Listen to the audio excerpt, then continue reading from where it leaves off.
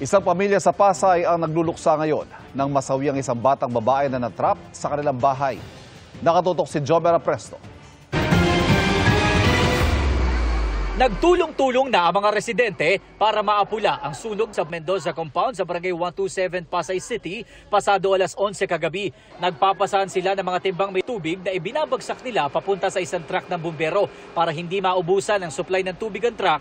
Ayon sa Bureau of Fire Protection, dahil dikit-dikit at gawa sa light material sa mga bahay, mabilis na inakyat sa third alarm ang sunog. Napula ang sunog dakong alas 12:22 ng hating gabi.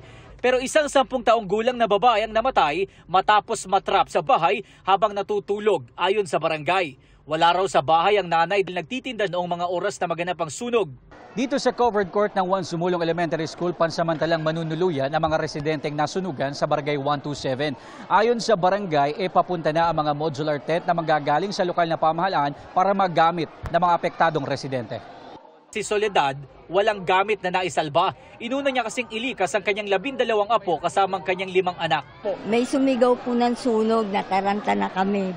Pinatay na namin yung sweet sa bahay namin. Si Ramon hindi na ininda ang pilay para mailikas ang kanyang asawa na mayroong stage 4 bladder cancer. Hindi po siya makalakad masyado dahil konting lang po hinihingal na siya. Sabi naman ng Pasay LGU, bigyan na maayos na matutuluyan at atensyong medikal ang asawa nito. Ayon sa barangay, nasa mahigit 70 pamilya o mahigit 4 na rang individual ang apektado ng sunog. Sabi ng barangay, tinitignan pa kung sa ikalawang palapag ng isang bahay nagsimula ang sunog, kung saan isang 2 taong gulang na bata raw ang nasagip ng mga residente. Sa taranta siguro, naiwan. Siya lang yung tumakas. Yung bata, nanonood daw sila ng TV sa baba lahat. Ayon sa sabi nung kapitbahay.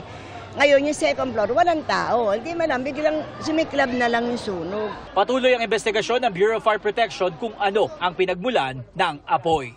Para sa GMA Integrated News, Jomer Apresto, nakatutok 24 oras.